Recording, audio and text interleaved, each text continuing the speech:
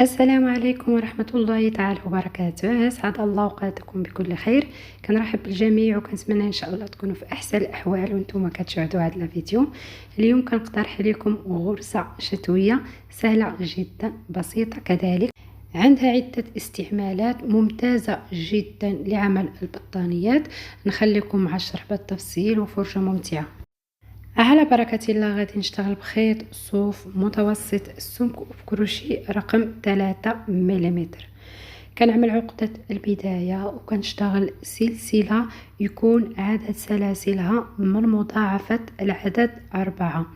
بالنسبة للبنات اللي عندهم مشكل في حساب المضاعفات كتشتغلوا 4 سلاسل، من جديد كتعاودوا تشتغلوا 4 سلاسل اخرى، وهكذا كتستمروا كتشتغلوا 4 سلاسل ب4 سلاسل حتى كتعملوا الطول المطلوب في السلسله.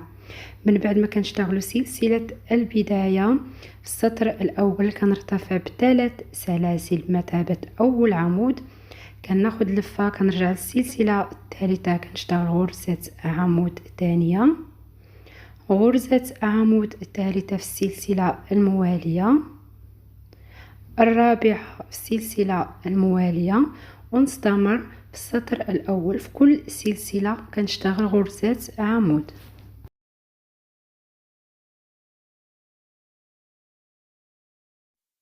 من بعد ما كنشتغل السطر الأول كنعاود نلف، مع بداية السطر الثاني كنرتفع ب3 سلاسل مثابة أول عمود على العمود الأول، كنضيف 5 سلاسل من بعد الارتفاع. من بعد العمود الأول اللي عليه الارتفاع بمثابة أول عمود كنفوت 4 غرز عمود، وعلى العمود الخامس كنشتغل غرزة حشو، كنلف من اليمين لليسار، كنرجع وكنشتغل على هاد 5 سلاسل 5 غرز نصف عمود.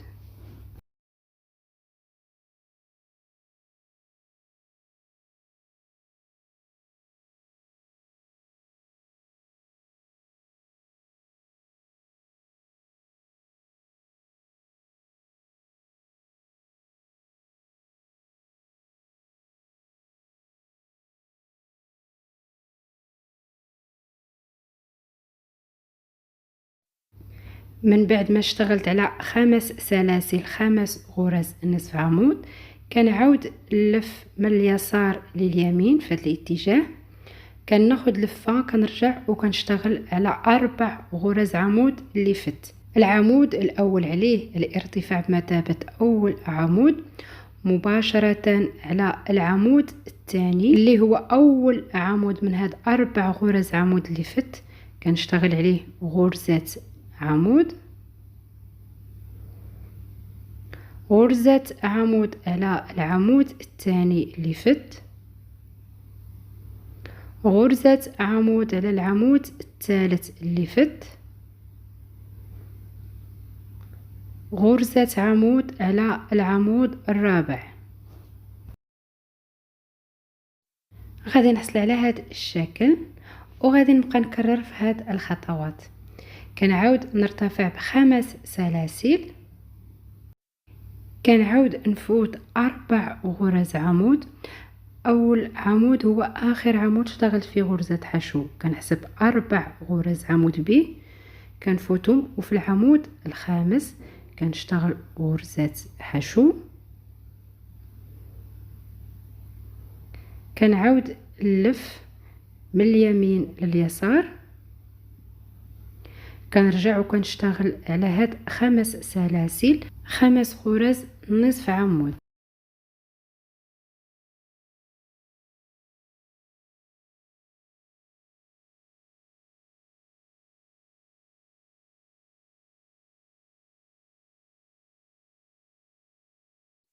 من بعد 6 غرز عمود على السلسلة كنعاود نلف من اليسار لليمين وكنشتغل على هاد 4 غرز عمود اللي فت، كناخد لفة كنشتغل على اول عمود اللي هو العمود اللي اشتغلت فيه غرزة حشو كنشتغل عليه غرزة عمود،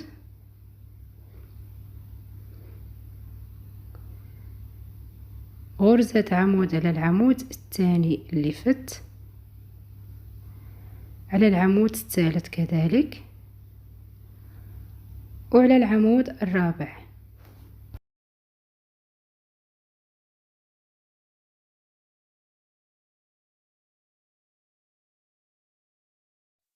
كنكرر نفس هاد الخطوات. كنعاود نرتفع ب5 سلاسل، كنفوت 4 غرز عمود. اول عمود هو اخر عمود اللي اشتغلت فيه غرزة حشو، كنفوت 4 غرز عمود، وعلى العمود الخامس غرزة حشو.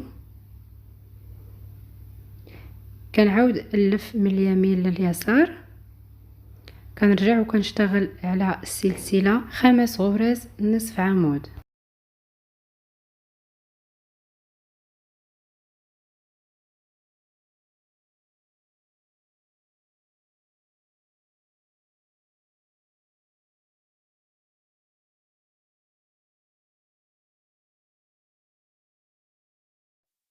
من بعد كنعاود نلف من اليسار لليمين، كنرجع وكنشتغل على هاد 4 غرز عمود اللي فت. كناخد لفة على اول عمود اللي هو العمود اللي اشتغلت فيه غرزة حشو، كنشتغل فيه غرزة عمود، غرزة عمود على العمود الثاني، على الثالث كذلك، وعلى الرابع.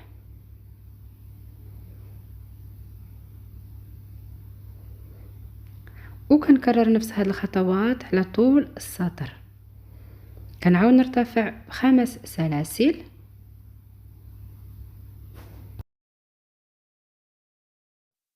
كنفوت 4 غرز عمود. اول عمود هو اخر عمود اشتغلت فيه غرزة حشو، كنفوت 4 غرز عمود، وعلى العمود الخامس كنشتغل غرزة حشو. كنلف من اليمين لليسار، كنرجع وكنشتغل على السلسلة 5 غرز نصف عمود.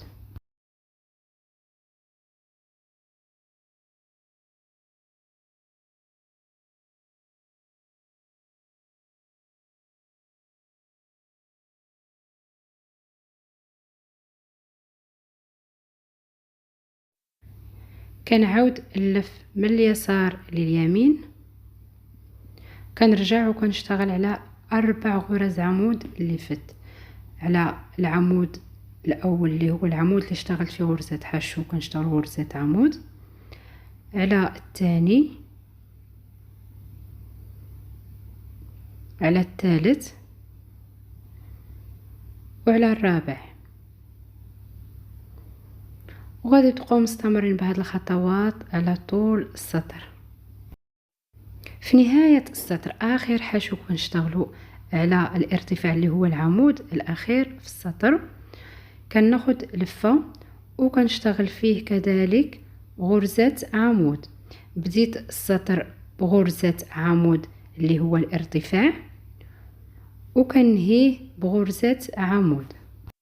الغرزة تكرار لسطرين، سطر على وجه الغرزة اللي غيكون تكرار على هذا السطر، وسطر خلف الغرزة. خلف الغرزة كنرتفع ب3 سلاسل بمثابة أول عمود على العمود الأول، مباشرة على الثاني كنشتغل غرزة عمود، غرزة عمود على العمود الثالث، على الرابع غرزة عمود على العمود الخامس. من بعد ما اشتغلت على اول 5 غرز عمود كتصادفني مكان السلسلة كنتجاهلو ما كنشتغلش فيه، مباشرة على اول عمود من 4 غرز عمود الموالية كنشتغل غرزة عمود، غرزة عمود على العمود الموالي، غرزة عمود على العمود الموالي، غرزة عمود على العمود الموالي. من بعد ما اشتغلت 4 غرز عمود كتعاود تصادفني مكان السلسلة كنتجاهلو ما كنشتغلش فيه، مباشرة على 4 غرز عمود الموالية كنشتغل عليهم 4 غرز عمود. على خلف الغرزة كنشتغلوا على الغرز فقط وكنتجاهل اماكن السلسله.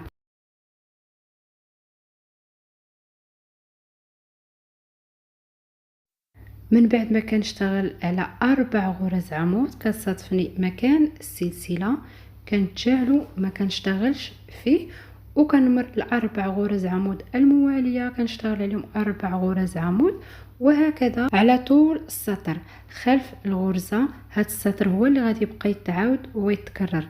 كنشتغلوا على الغرز فقط وكنتجاهلوا اماكن السلسله ما كنشتغلوش فيهم. في نهاية السطر من بعد ما اشتغلت على آخر 4 غرز عمود كناخد لفة، وفي السلسلة الثالثة من سلسلة الارتفاع كنشتغل آخر عمود في السطر. ودائما خلف الغرزة هاد السطر هو اللي غادي يبقى يتعاود ويتكرر بنفس خطوات السطر الثالث. كنعاود نلف الغرزة على الوجه، على وجه الغرزة كذلك نفس السطر يتكرر بنفس خطوات السطر الثاني.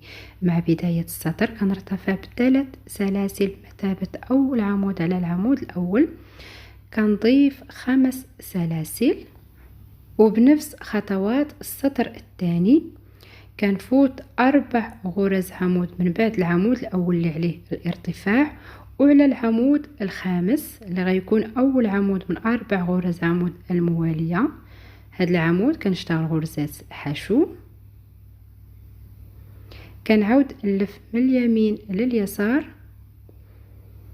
كنرجع وكنشتغل على 5 سلاسل 5 غرز نصف عمود.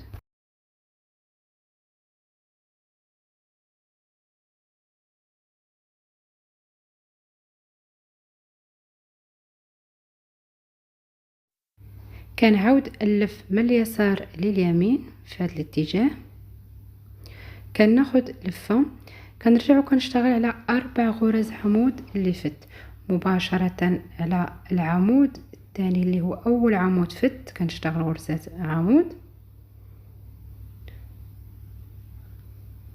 وكنشتغل على 3 غرز عمود الموالية 3 غرز عمود على كل عمود نشتغل غرزات عمود.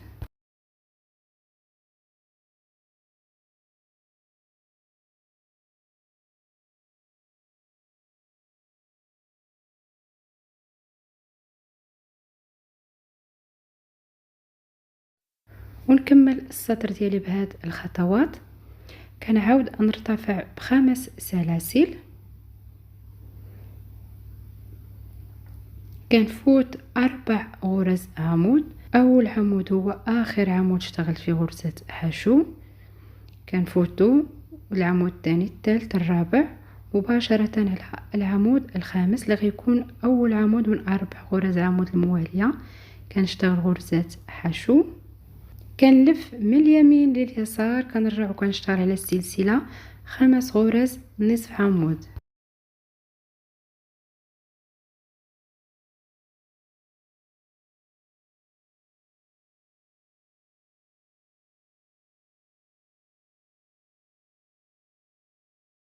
كنعاود نلف من اليسار لليمين، كناخد لفة، كنرجع وكنشتغل على هاد 4 غرز عمود اللي فت. اول عمود اللي كنشتغل عليه هو العمود اللي اشتغلت فيه غرزة حشو، وعلى 3 غرز عمود الموالية كنشتغل عليهم 3 غرز عمود.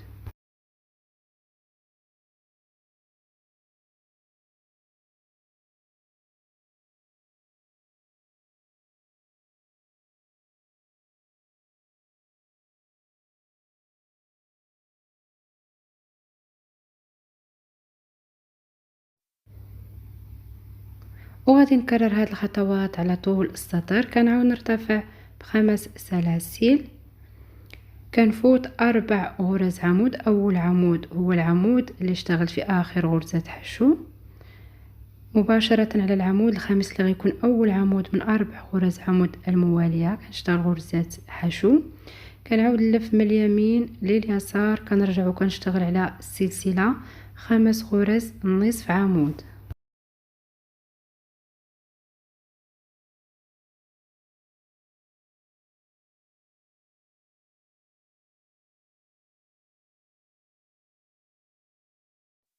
كنعاود نلف من اليسار لليمين، كنرجع وكنشتغل على 4 غرز عمود اللي فت. اول عمود بطبيعه الحال هو العمود اللي اشتغلت فيه غرزات حشو.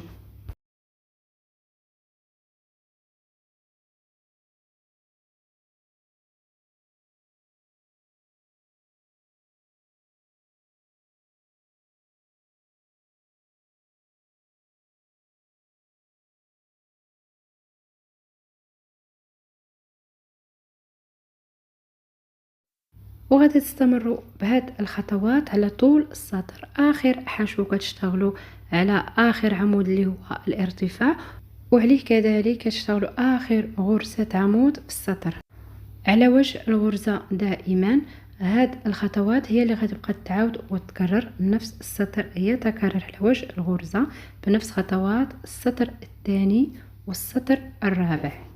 أما على خلف الغرزة كذلك نفس السطر يتكرر بنفس خطوات السطر الثالث. على خلف الغرزة دائما كنشتغلوا على الغرز وكنتجاهلوا أماكن السلاسل ما كنشتغلوش فيهم بنفس خطوات السطر الثالث. هذا كل ما يخص شرح طريقة عمل هذه الغرزة. كنتمنى تعجبكم.